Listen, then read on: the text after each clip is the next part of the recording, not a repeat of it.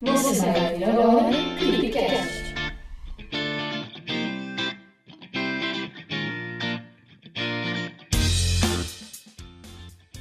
E aí, Creepers! Aqui é Silvana Carias, eu sou idealizadora da Kryptonita Comunicação e sejam bem-vindos ao podcast piloto da Clip. Fala, Creepers! Aqui é o Pedro Francisconi e eu sou o mídia da agência Kryptonita Comunicação. O tema de hoje é Dia dos Pais e vamos mostrar uma entrevista exclusiva que fizemos com o pai mais famoso do Brasil. É verdade, Sil, mas antes de mostrar como foi esse bate-papo, um pouquinho de história. Vocês sabiam que o Dia dos Pais começou no século XX, lá nos Estados Unidos?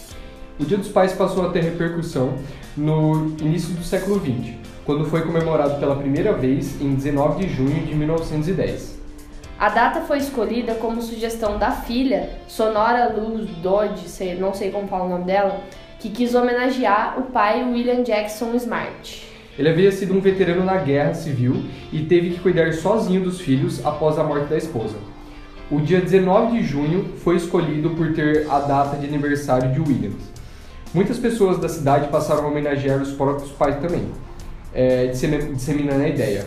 Em 1966, a data foi alterada e a comemoração passou a ser feita no terceiro domingo de junho nos Estados Unidos. No Brasil, a coisa foi meio diferente, claro. O primeiro Dia dos Pais só foi comemorado em 16 de agosto de 1953. Ao contrário do que aconteceu lá nos Estados Unidos, a data não foi pensada em forma de homenagem, e sim foi a criação de um publicitário chamado Silvio Bering, que era diretor do jornal O Globo na época.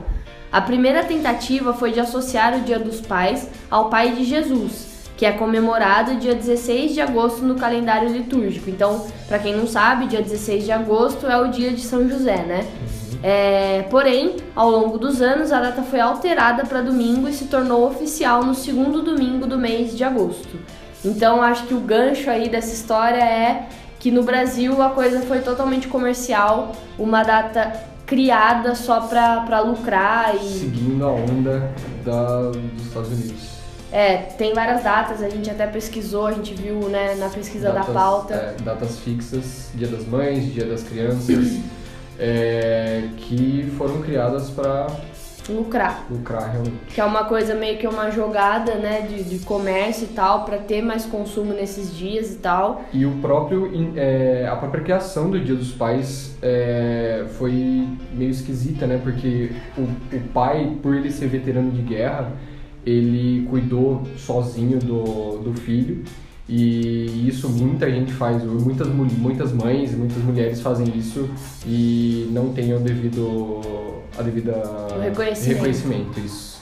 Porque no caso dele, por ele ser homem, veterano de guerra, ele cuidou da filha sozinho e uau, isso é uau. Choque, né? Mas isso não deveria ser uau, porque é obrigação de qualquer porque ele é pai, mãe ou enfim, que tenha colocado um filho no mundo. Então isso é uma questão também que a gente pode ficar atento e refletir sobre, né? Exatamente. Eu acho que, sei lá, eu fiquei pensando enquanto a gente falou, me lembrou o caso do Rodrigo Hilbert, que tá em alta, que ele estão falando, né, o mão da porra e tal, e ele falou que ele não quer ser reconhecido como a mão da porra, por ele fazer tudo que ele faz, né? Ele virou meme agora, e aí ele quer tirar esse estigma dele por ser um mão da porra. Ele falou que não é por ele ajudar a esposa dele, por ele ajudar a criar os filhos dele, por ele fazer certas coisas, que ele tem que ser reconhecido por isso, que isso é uma obrigação de todo mundo. Mas assim, pra todo mundo ficar na mesma página, vamos colocar o áudio do Rodrigo Hilbert aí, pra todo mundo entender a fala dele e como foi esse discurso. Escuta lá. Receber elogios pelo fato de você cuidar do teu filho, pelo fato de você cuidar da sua casa, pelo fato de você dividir a tarefa com a sua esposa. Eu acho que eu não aceito esse rótulo de mão da porra, tá? Pelo simples fato de fazer isso. Isso eu acho que é obrigação de todos os homens. Eu acho que é o mínimo que um homem pode fazer. Para mim é super natural, fez parte da minha criação. Eu venho de uma cidade do interior de Santa Catarina, né? Fui criado pela maioria das mulheres da minha família, porque o meu pai não estava muito presente nessa criação, então minha mãe acabou me criando. Minha mãe vivia na casa da minha avó, aqui na casa da minha avó viviam as minhas tias, então acabei que vivi muito nesse mundo feminino, né? O homão da porra a gente pode chamar de homem moderno, tá? Quer dizer, eu acho engraçado essa história do homão da porra, porque eu acho que é uma coisa tão simples. Eu acho que todo mundo pode seguir esse mesmo caminho. Eu acho que tem muita gente fazendo isso hoje. E, assim, temos muito mais mulherões da porra do que homens da porra. Minha mãe, por exemplo, minhas tias, por exemplo, bordavam, cozinhavam, limpavam a casa, cuidavam dos filhos, trabalhavam fora para trazer o dinheiro para dentro de casa e nunca foram chamadas de mulherões da porra. Eu acho que elas sim são as mulheres da porra. Eu tenho uma mulher da porra em casa que trabalha pra caramba. Então, se eu não estiver em casa ajudando, se ela não estiver em casa ajudando, se a gente não fizer essa divisão de tarefas, a gente não consegue educar os nossos filhos de uma forma correta.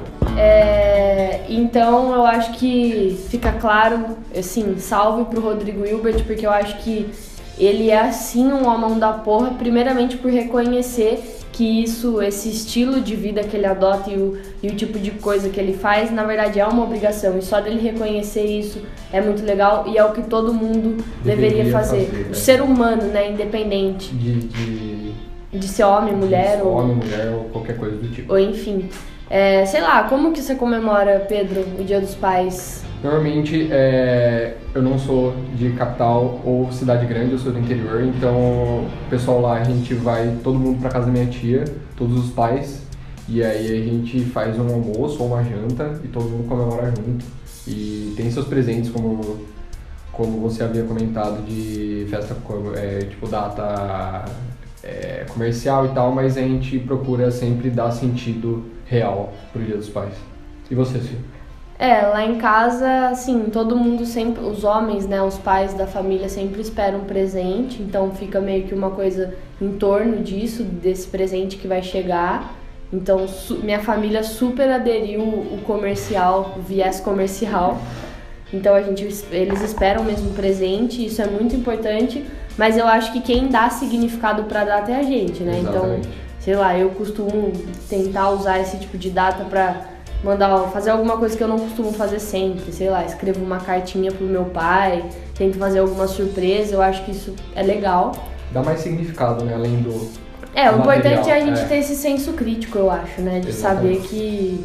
saber diferenciar as coisas e analisar. Mas, vamos agora ouvir nosso convidado especial de Dia dos Pais. Ele tem quase 2 milhões de likes na fanpage do Facebook, mais de 36 mil seguidores no YouTube e 339 mil seguidores no Instagram. Os livros que ele escreveu ficaram na lista dos mais vendidos do Brasil por meses. E ele é o pai das 2 meninas mais encantadoras da internet. Se eu já assisti uma palestra dele, já escutei um TED Talk dele, e ele é realmente muito animado, muito pra cima, ele tem muito pra falar pra gente hoje. Realmente, eu também já assisti uma palestra dele, amei demais, queria agradecer inclusive, né, por ele ter topado fazer esse podcast com a gente. Exatamente. E o nosso convidado de hoje, pra quem tá curioso aí, é Marcos Piangers, o Papai Pop, como ele é mais conhecido.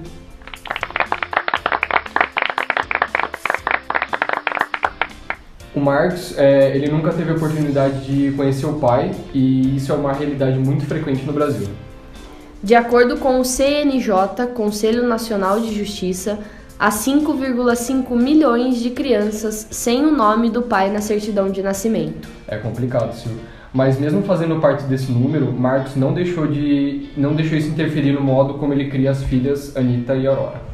Ele contou pra gente como foi essa emoção de descobrir que a esposa estava grávida, da forma que a paternidade afetou a vida pessoal e profissional dele, que é jornalista. Escutem pra vocês terem uma ideia do que a gente tá falando. Você sempre quis ter filhos? É a primeira pergunta. Por não ter tido pai, acho que realmente tive uma uma vontade de substituir aquilo que eu não tive. Então, desde muito jovem, eu celebrava a questão da paternidade. Nunca foi muito planejado, mas achava sempre divertido ter crianças em casa, por perto. Sempre fui aquele cara mais brincalhão com crianças. E quando a minha esposa me contou que estava grávida, foi uma alegria lá em casa. A gente ficou muito feliz, assim. Ela ficou muito nervosa, mas eu fiquei muito animado. Claro que depois que eu entendi aquele nervosismo todo, a minha esposa estava passando por uma série de modificações fisiológicas, sociais, profissionais, que eu não estava passando, e por isso que eu estava tão animado. E ela, muito jovem, sem nenhuma amiga grávida ainda, não tinha nenhuma amiga mãe, a gente era muito jovem, 24 anos. Então aconteceu que basicamente eu fiquei nervoso, daí eu fiquei feliz e ela ficou muito nervosa. Depois de um tempo eu fiquei entendendo esse lado dela e como a vida dela foi transformada pela gravidez. Isso não acontece tanto na vida do homem, e por isso foi impactante, assim, percebendo e aprendendo com o passar do tempo, não só com a gravidez, mas depois do nascimento das minhas filhas, essa capacidade de desenvolvimento de empatia, de percepção de que existem outras realidades e realidades mais complicadas do que a sua, e essa vontade de ajudar todo mundo que passa por dificuldades. Acho que o filho te transforma realmente numa pessoa melhor e te transforma numa pessoa mais preocupada com o seu entorno, menos preocupada só com você. Como você descreve sua vida antes e depois de ser pai? Bom, antes de ser pai, você basicamente tem aspirações profissionais, né? Tem alguma relação familiar com seus pais, tios, primos, mas o nascimento de um filho é um marco muito importante no desenvolvimento de um amor que você não imaginava existir, né? Que eu não imaginava existir. No desenvolvimento de um amor em meio infinito por outra pessoa que te ensina muito a respeito das relações e que te faz entender, inclusive, a sua mãe. Você, depois que tem filho, entende seus pais. Você entende porque eles eram tão preocupados e porque que eles diziam não e impunham limites e porque que eles, enfim, se posicionavam de algumas formas que agora é a sua vez de se posicionar, porque basicamente nossos pais nos amam mais do que a eles próprios, e o mesmo acontece quando a gente tem filho. Essa percepção e essa persona que vem junto com o filho, assim, que te transforma numa pessoa melhor, mais educada, preocupada com o mundo ecologicamente, porque você sabe que a coisa mais importante do mundo vai ficar ali, né? Vai viver mais tempo que você, te transforma nessa pessoa nova.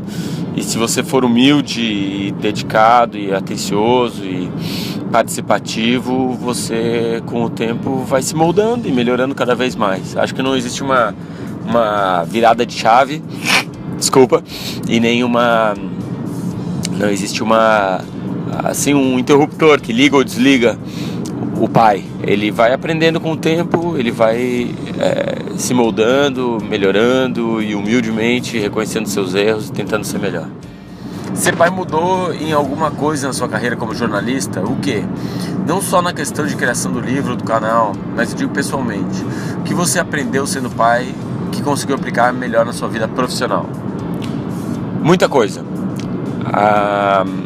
Costumo dizer que existe um mantra moderno que é o da correria. Então te perguntam sempre: e aí, como é que você tá? E a resposta padrão é correria, correndo, muito trabalho, né? Você tá todo mundo sempre olhando no WhatsApp, respondendo e-mail, restaurante, almoço, com os amigos, sempre olhando pro celular. Correria é meio que existe um status na correria, né? Existe uma celebração desse homem útil, né, profissionalmente, que está sempre trabalhando, essa mulher produtiva que está sempre respondendo e-mail. O que eu acho que é bonito de ver é que os filhos nos fazem questionar tudo isso. Quando um filho pergunta o tempo todo: por quê? Por que eu tenho que ir na aula? Por que eu tenho que tomar banho? Por que o filho está nos ajudando a nos questionar também, a entender a nossa motivação e entender por quê? Por que eu estou trabalhando? Por que eu estou naquela empresa? Por que eu estou naquele trabalho? Por que eu fiz aquela escolha profissional? Por que eu tenho esse horário? E a perceber nesse questionamento de motivação, nesse questionamento das decisões que a gente tomou na vida, começar a perceber que produtividade não tem a ver com trabalho, que normalmente você gera valor trabalhando bastante, mas que você está trabalhando bastante não significa que você está gerando valor. Quantas reuniões de 3 horas você fez que não levaram a lugar nenhum? Quantos relatórios você preencheu que ninguém nunca leu? Quantas vezes você trabalhou num projeto por meses para depois perceber que esse projeto não levava a lugar nenhum e que ninguém estava interessado nele, você estava só enchendo linguiça e fazendo hora extra e deixando de pegar o seu filho na creche para fazer um trabalho inútil. Então esses questionamentos são questionamentos que os nossos filhos nos dão. Quando as minhas filhas nasceram, profissionalmente eu reorganizei a minha vida, o meu tempo, para ser mais feliz, mais realizado, e percebi que depois fiquei mais produtivo também.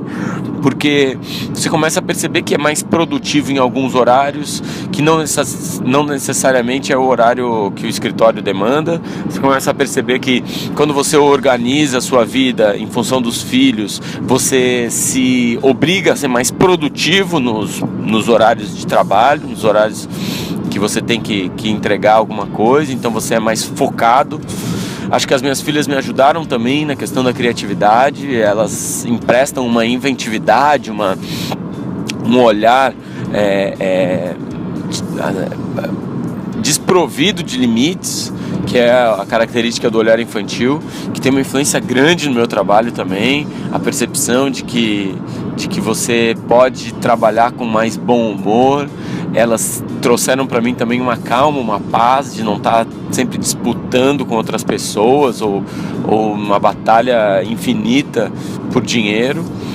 E a percepção de que você pode viver com menos e mais feliz, e que você tem que questionar toda vez que o seu chefe te desrespeita, porque quando ele está desrespeitando você, ele está desrespeitando o seu tempo.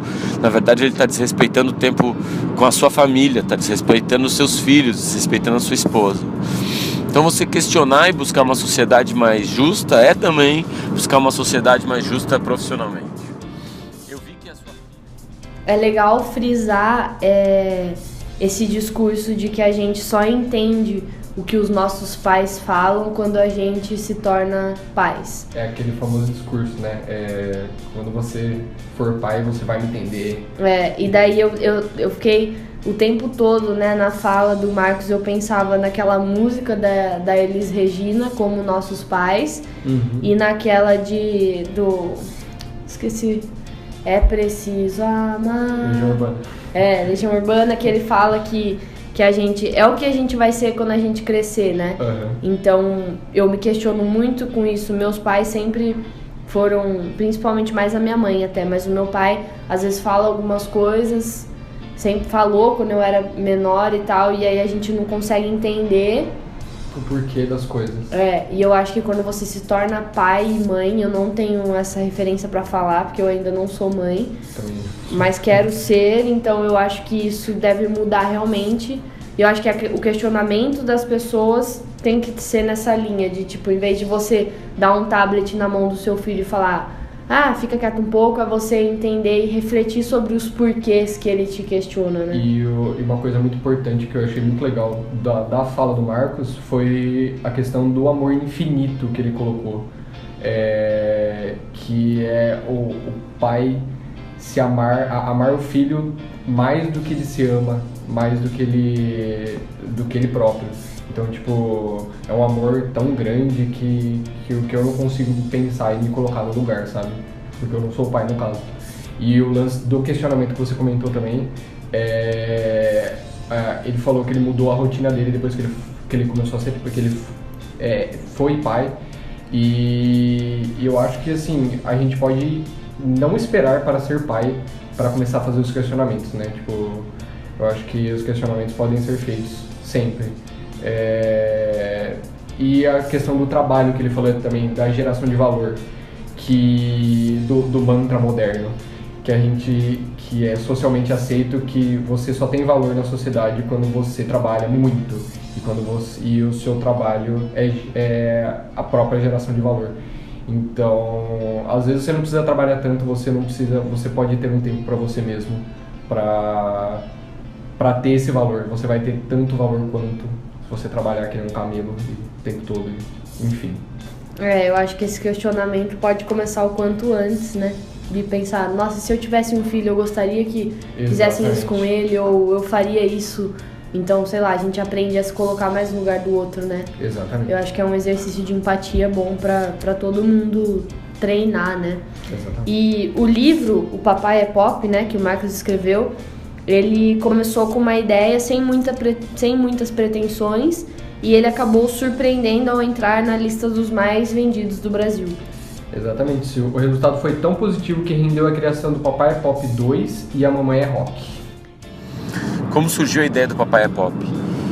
O livro Papai é Pop é uma compilação de crônicas que eu passei a escrever desde 2012, 13, lá no Jornal Zero Hora, num caderno de família, e comecei a escrever a juntar no livro essas crônicas, e foi um convite de uma editora pequena aqui do Sul que tinha essa vontade de lançar um livro, não tinha muitas pretensões, eu não achava que ia vender muito, a própria editora acreditava que era uma aposta, né, modesta, e no lançamento a gente já percebeu que alguma coisa estava errada, né, no bom sentido, porque foram 5 horas dando autógrafos, e aí o livro rapidamente já entrou na lista dos mais vendidos do Brasil, e lá ficou por meses, e 1 ano depois a gente lançou o Papai é Pop 2 e a Mamãe é Rock, e também ficaram na lista dos mais vendidos, e o Papai é Pop voltou à lista dos mais vendidos. Então, agora esse ano a gente está lançando História em Quadrinho do Papai é Pop, e a ideia é que essa discussão sobre pais mais presentes, mais participativos, sobre homens desconstruídos, né, de todos aqueles dogmas que a gente é treinado socialmente, essa desconstrução seja saudável e uma discussão que continua acontecendo até finalmente a gente chegar num ponto em que a sociedade está equilibrada e o Papai é Pop virou obsoleto, e por conta disso todos os pais já estão participando e tal, e aí não precisa mais escrever sobre o assunto e nem fazer palestra. Dentro da nossa conversa, Marcos também falou sobre a filha mais velha, a Anitta, que é uma pequena feminista. Ela foi destaque no programa da Fátima Bernardes a falar sobre o assunto. Escuta só. Mas eu acho que assim, tem a fase, quando tu é pequena, tu gosta de rosa e roxo. Mas depois, quando tu cresce, tu pensa, pô, que porcaria, isso é uma coisa machista. Sou machista. E aí você vira, né? Por exemplo, hoje eu tô de azul, eu não gosto de rosa. Não sei se ela tá assistindo muito GNT, mas ela é extremamente feminista de um dia pro outro, cara. E esses dias ela olhando na rua, aqueles homenzinhos pra atravessar a rua verde, ela falou, pai, por que não tem uma mulher ali que fica verde na hora de atravessar na rua? Por que não tem trocador, fraldário nos banheiros dos homens? É verdade. Das mulheres. Exatamente. 10 anos pra uma pequena feminista. Marcos contou o que acha do posicionamento de Anitta e a importância de abordar esse tema e outros assuntos como igualdade de gênero e homossexualidade com as meninas. Eu vi que a sua filha, Anitta, é super feminista. Você apoia?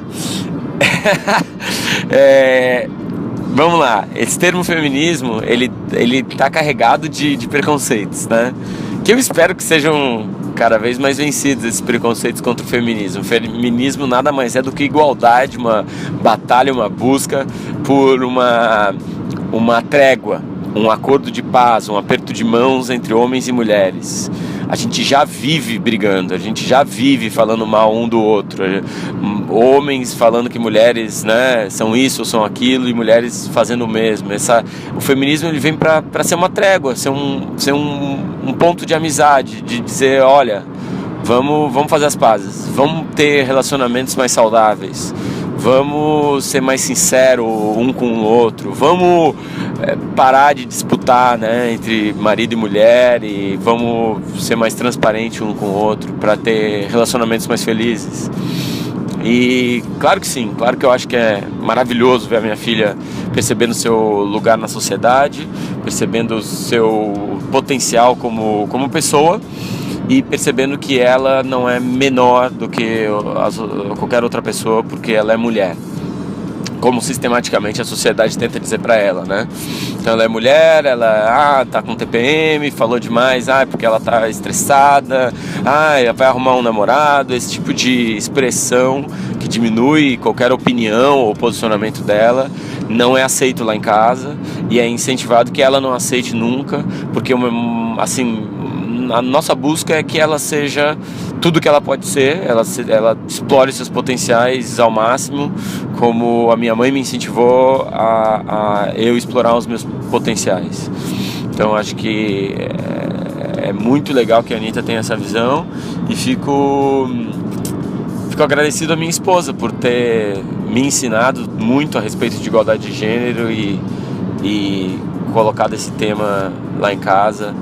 Acho que vai tornar as meninas mais posicionadas, mais felizes, mais fortes. Você aborda questões como homossexualidade e igualdade de gênero com elas? Sim. Você considera isso um assunto importante para ser tratado com os filhos hoje em dia? Acho que sim, no horário na hora certa, né? Na idade certa. A gente costuma sexualizar muito as crianças. Existe uma tradição masculina de, assim que nasce um menino, os comentários já giram em torno de vai pegar bastante mulher, esse vai ser namorador, esse daí vai pegar todo mundo, esse vai ser garanhão. Existe um orgulho masculino no homem que é infiel, basicamente, que trai a mulher e que engana e tudo mais. Existe essa celebração do homem que pega geral, e isso é uma prisão que você, homem é colocado desde pequeno, uma prisão que é super desconfortável, porque em determinado momento você não pode falar dos seus sentimentos, você não pode dizer eu te amo, você não pode ser afetuoso, não pode ser sensível, porque o maior medo do homem é ser confundido com um homossexual, é que os amigos digam que ele é gay. Então essa construção social, ela é destruidora emocionalmente e destrói relacionamentos no futuro, destrói a sua relação com a sua esposa e destrói depois a sua relação com seus filhos. Então desconstruir isso é muito maneiro, é muito saudável. Só que acho também que as crianças não podem ser sexualizadas muito no início, né? Da mesma forma como a gente fala para os meninos, vai pegar geral, que é absolutamente errado. Imagina uma criança de 3 anos, um garoto não faz nem ideia do que seja sexo, e a gente já está falando para ele que ele vai pegar geral. Ele também não sabe o que é homossexualidade e a gente está preocupado com essas questões. Então se ele põe rosa, fica todo mundo comentando, é homossexual, né? É homoafetivo, é gay, é bicha. E uma criança de 3 anos, ela não sabe de nada disso. Tem a hora certa, o momento certo de conversar, o pai tem que estar por perto para entender, mas é uma discussão que vai ser cada vez mais importante numa sociedade cada vez mais igual e tolerante. Então, da mesma forma como a gente já escravizou negros, já matou gays, como a gente continua matando, nossa esperança, minha esperança é que a gente evolua como sociedade e possa ser mais tolerante, e acho que eu crio as minhas filhas para isso, e espero que vocês, mães de meninos, pais de meninos, criem seus filhos homens também, para que a gente tenha uma sociedade mais tolerante. Meu Deus, Anitta lacrou. Amei essa menina, queria conhecê-la. Eu achei assim, é sensacional esse discurso, porque o que eu gostaria com esse podcast é que ficasse esse recado para os pais e mães de meninos e meninas também, mas enfim, que isso possa refletir em alguma coisa no que eles estão passando para os filhos, porque eu acho que a criação manda em tudo. E eu vejo isso eu tenho uma filhada de 10 e a irmã dela de 4, 5, 6, sei lá, não sei ao certo. Mas é muito louco, porque elas, principalmente quando a Sofia, né, que tem 10 anos, era menor, a gente assistia, sei lá, eu sou fã de Glee, e Glee tem muita essa abordagem e tal, de homossexualidade, tem casos e do bullying e tal, e aí eu assistia com ela quando ela era pequena, E aí várias vezes aparecia lá os dois, né? Um dos principais, o Kurt Cobain na série, que eles são um casal e tal. E aí a Sofia falava com a maior naturalidade pra mim.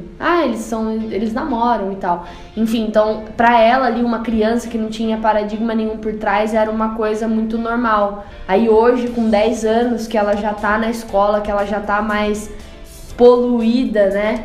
Ela não vê com naturalidade mais, assim, eu vejo que talvez, sei lá, pela criação dela lá na casa dela, é uma coisa que não é tão normal, então é diferente, já é mais aceito do que muito adulto por aí. Exato. Mas ainda assim é uma coisa de tipo, nossa, eles são gays? Nossa, ela é lésbica? Choque, é o grande choque, né? E uma coisa que uma fala do Marcos é que é a sexualização das crianças precocemente. É o lance, tipo, principalmente isso que ele falou foi muito legal dos meninos. Quem é homem sabe, tipo, que cresce, a maioria dos casos você tem que ser machão, você tem que pegar geral, porque tem que ser assim, ponto final. Não importa que você seja, como você seja, você tem que ser assim, ponto final, porque a sociedade quer que você seja assim. E isso serve para as mulheres também, que elas têm que ser submissas, elas têm que se pegar geral não pode, ela é biscate, vadia e outros adjetivos não tão legais pejorativos, assim. E é o grande estigma, e o lance da homossexualidade também, tipo, você abordar esse tema com uma criança tão nova, ela provavelmente não vai entender nada, tipo, ela não tem a base social para saber o que é e o que não é. E aí a criação, como você falou, vai, tipo, entra muito, assim, totalmente.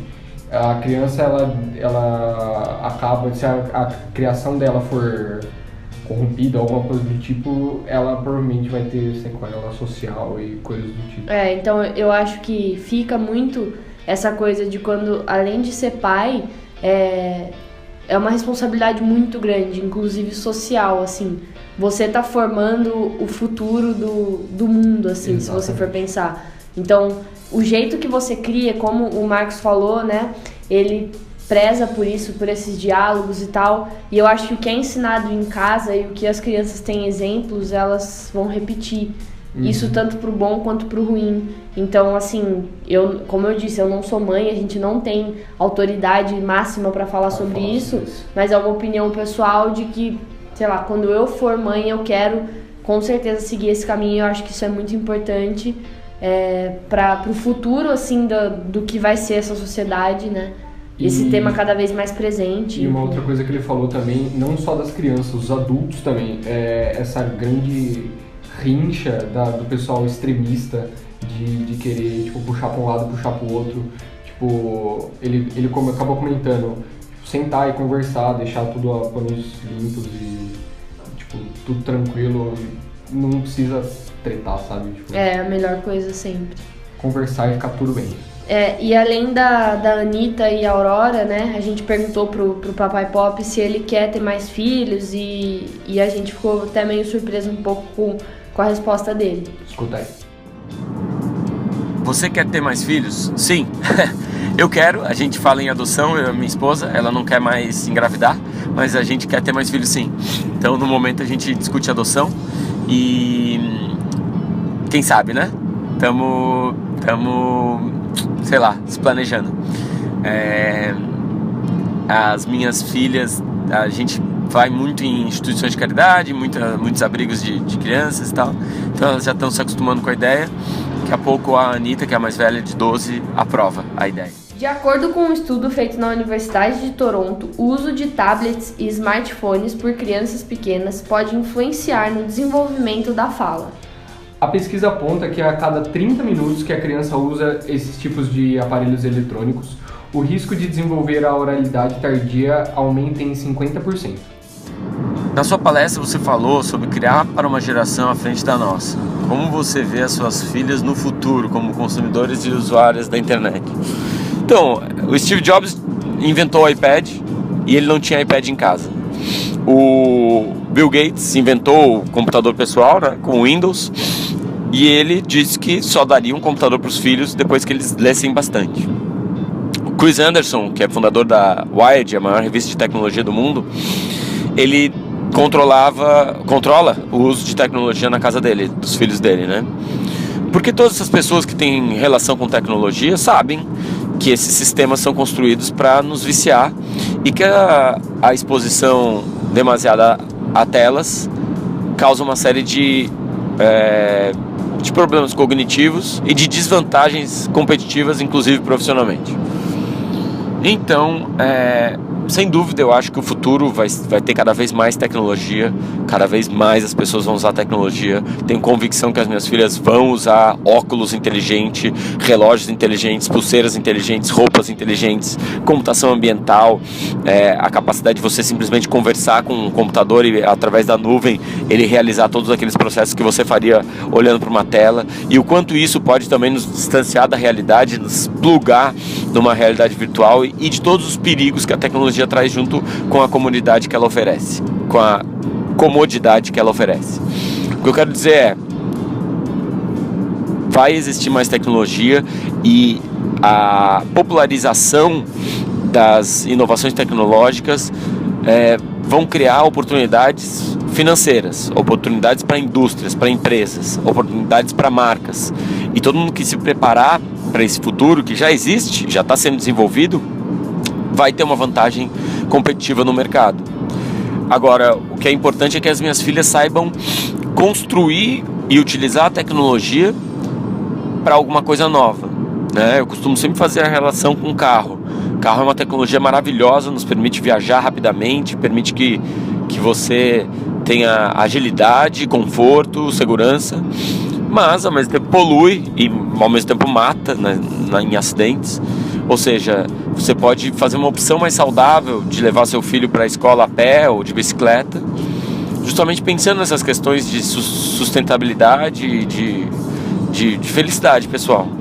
Então é isso que eu tento passar para as minhas filhas, a noção de que é óbvio que a tecnologia vai andar para frente, que a gente vai viver cada vez mais rodeado de tecnologia, mas que é muito importante que elas não só dominem a tecnologia, a capacidade de criar inovações tecnológicas, inovações criativas que ofereçam soluções melhores para problemas antigos, mas que elas percebam que esses sistemas são construídos por pessoas como elas, muitas vezes para simplesmente nos anestesiar o cérebro e nos viciar. Muitos pais falam sobre essa geração que não brinca na rua e só fica na internet. Beleza. Você acha que a internet é boa ou ruim para essas crianças ou para o desenvolvimento delas? Vamos lá.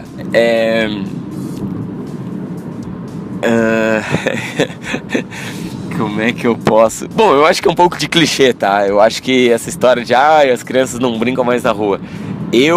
Na minha época, eu pequeno, já não brincava mais na rua, né? Assim, morei em apartamento e depois numa casa, mas assim, a gente já era perigoso, sabe? Você sair e brincar na rua. Continua a mesma coisa, né? Hoje em dia, cada vez mais. Acho que é super importante, brincadeiras analógicas. Isso pode ser feito no apartamento. Acho que o maior problema moderno não é as crianças não estarem brincando na rua, é os pais não estarem com as crianças. Porque, querendo ou não, nossos pais tinham mais tempo pra gente, não, sabe? Nosso vô, ele ficava mais de bobeira. E a gente não fica de bobeira, a gente celebra a correria. A gente acha que o tempo todo ocupado é muito importante. Meu Deus do céu, tô com meu filho, vou no cinema, e depois que eu vou no cinema eu vou comprar pipoca, e depois eu vou na casa de um amiguinho, e depois tem festa. E sempre tem alguma coisa. A gente tem esse problema de não se sentir confortável parando, sentando numa cadeira e olhando o movimento na rua. Então essa incapacidade de estar mais calmo, de estar conversando de forma mais calma com os nossos filhos, de estar entendendo os sentimentos deles, de estar entendendo as emoções deles, de estar brincando de forma analógica com eles. Lá em casa a gente faz os nossos próprios jogos de tabuleiro, lá em casa a gente constrói brinquedos na mão. Nosso projeto agora de férias foi fazer um unicórnio de papel. Então a gente tem moldes, recorta, cola. E assim, essa capacidade de você brincar com brincadeiras que demoram e que exigem paciência, ensinam uma série de coisas para as crianças. Pensa comigo, se uma criança pega um iPad e ele aperta um botão e o iPad faz exatamente o que ele quer, na hora que ele quer, ele tem uma recompensa imediata.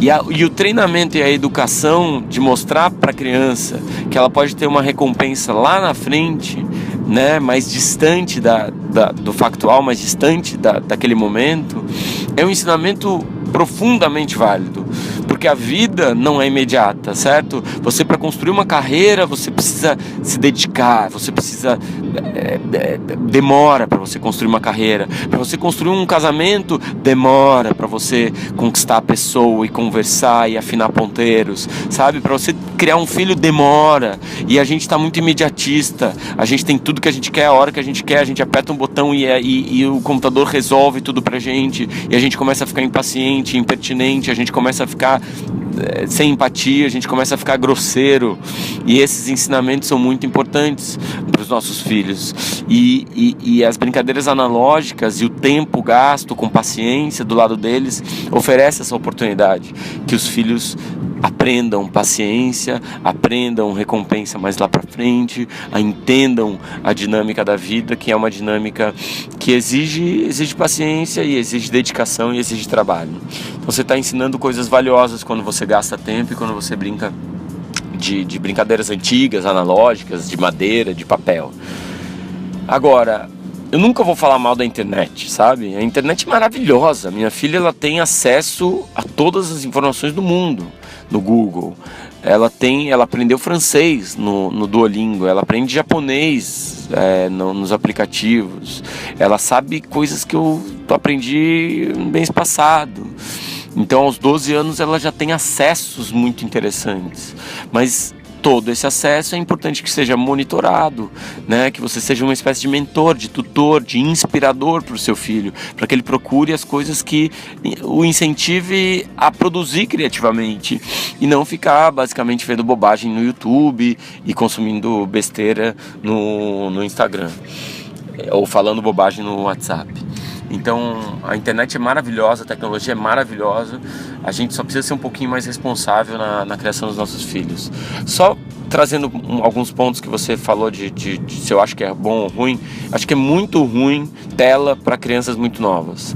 Acho que alguns estudos científicos novos estão mostrando que crianças expostas a tablets e celulares com menos de 1 ano, menos de 2 anos, criam comportamento autista. Eles não estão dentro do espectro autista, mas eles estão dentro de um comportamento autista, uma impertinência, uma falta de sociabilização e problemas oculares, evidentemente, porque seu olho está simplesmente focado num ponto, em vez de treinar a musculatura ocular, você está focado num ponto da tela. Então é muito perigoso a gente terceirizar a educação dos nossos filhos para a tela, nesse período dos 4 primeiros anos, dos 5 primeiros anos de vida, em que 90% da construção neural da criança está sendo constituída. Esse que é o momento de você estar junto e brincando com coisas analógicas e criando vínculos de afeto que lá na frente vão se pagar esse tempo todo que você dedicou. Bom, voltando, eu achei muito legal ele abordar esse tema que a gente fez uma pesquisa prévia sobre, e a relação da criança com ele usou as referências do Bill Gates, do Steve Jobs, e como eles sabem do perigo que a tecnologia é. Eu acho que, assim, na minha opinião, por exemplo, a tecnologia está aí, não adianta você tentar pular fora do barco, você não vai dar certo. O grande lance é você conseguir se adaptar da melhor forma à inovação. Tipo, você não noiar, não se viciar totalmente, você saber lidar com tudo e aproveitar as grandes oportunidades que a tecnologia pode nos oferecer. E a questão do que ele comentou como pai, o controle é muito importante. Porque se você simplesmente largar, e eu não sou pai, inclusive, mas eu, na minha opinião, tipo, se você simplesmente largar e porque sim, porque ele vai ficar quieto, porque ele vai parar de encher o saco, vai atrapalhar o futuro e vai atrapalhar muita coisa cognitivamente falando da criança. Então tem que ponderar tudo. Eu acho que o equilíbrio é uma boa, né?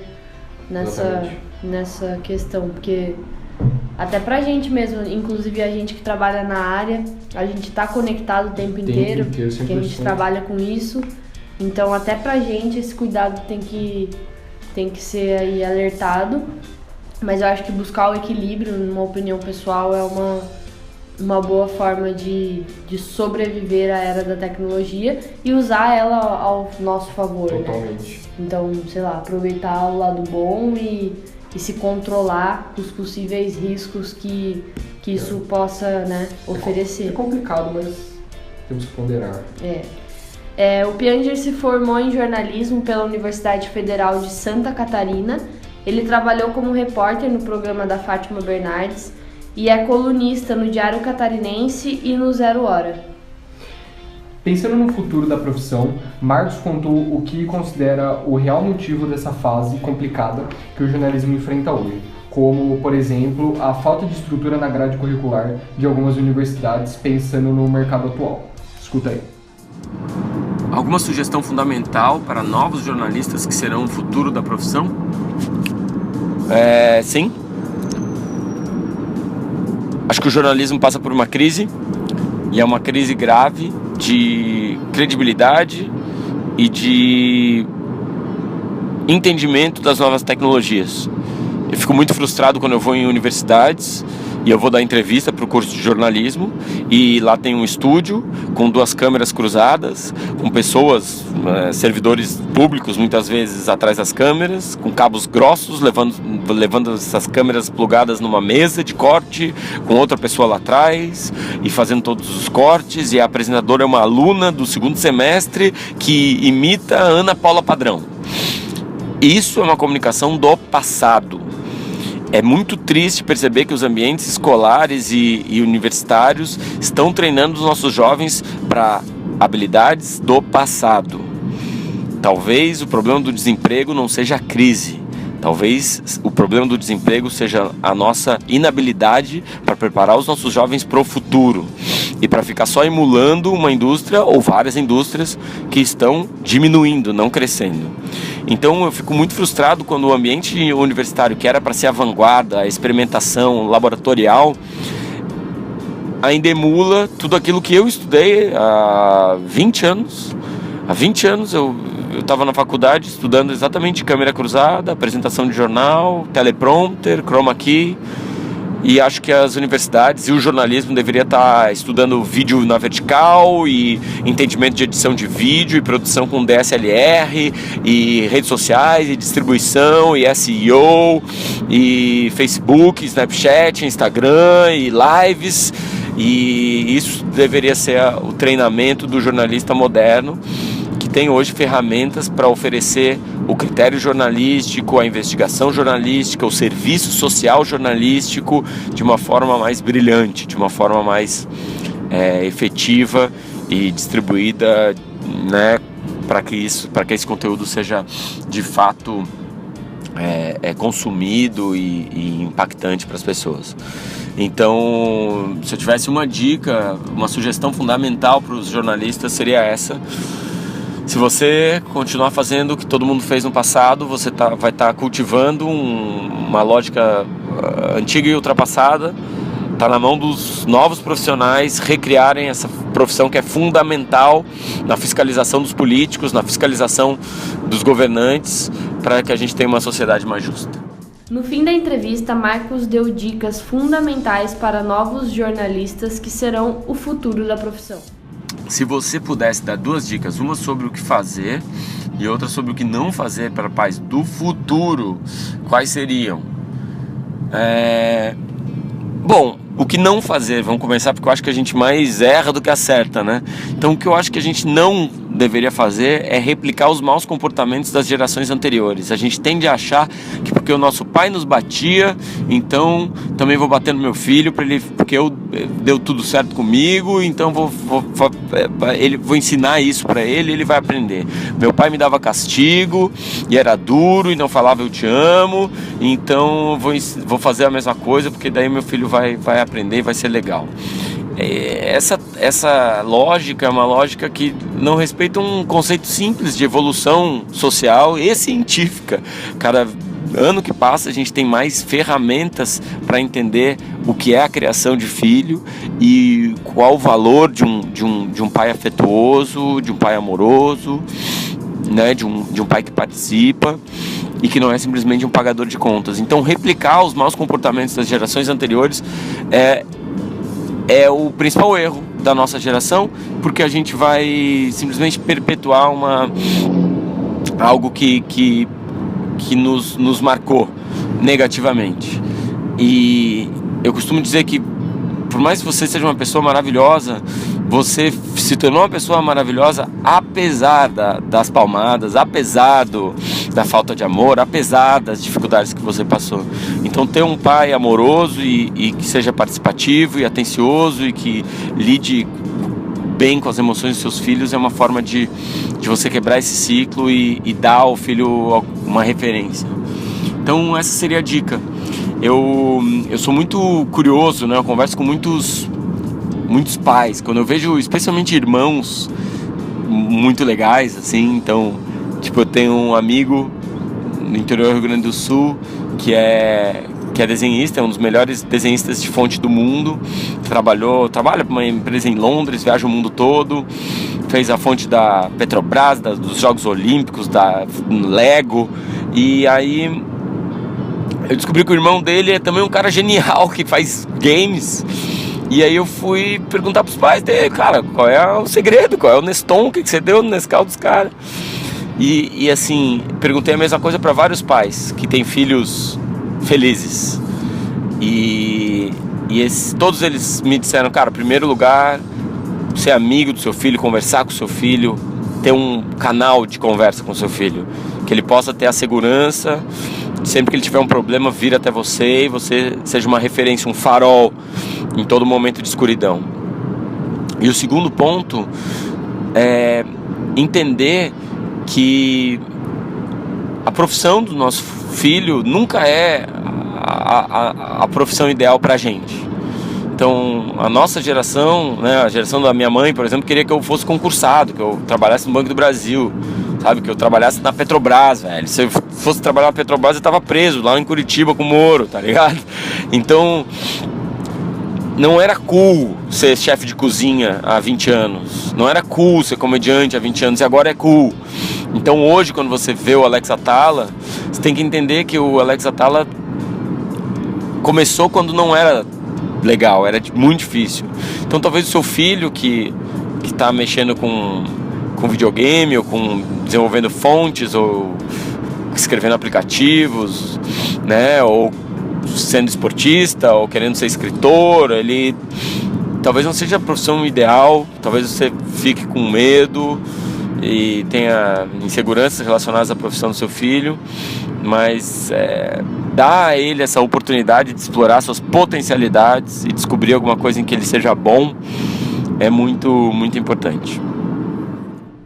Meu, adorei as dicas, eu super concordo. Como jornalista falando assim, eu acho que essa questão das universidades, na minha opinião, tem que acontecer uma reforma urgente. O sistema de educação tá caindo por terra, isso em todos os setores. Principalmente em comunicação, que cresce muito rápido com as informações novas e não estão se atualizando, estão usando métodos antigos e não funciona. A forma de aprender, assim como a forma de comprar, assim como a forma de vender mudou, e a gente precisa passar por essa reforma para formar melhores profissionais. E atualizar.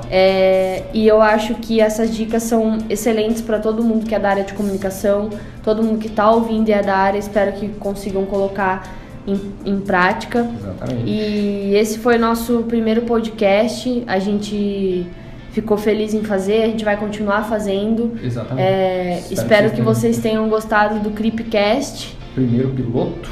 Vai ter mais conteúdo por aí sobre isso. Deem opiniões, falem o que vocês acharam. Todos os comentários e dúvidas e questões e considerações vocês podem mandar pra gente, que a gente vai colocar no próximo... Ficaremos felizes de responder. A gente vai colocar no ar no próximo Creepcast. Exatamente. Feliz Dia dos Pais para todos os pais e em especial para o Marcos, que disponibilizou o tempo dele para dar essa entrevista maravilhosa. E é isso. Um grande beijo. Marcos, muito obrigado mais uma vez. E até o próximo Creepcast. Falou!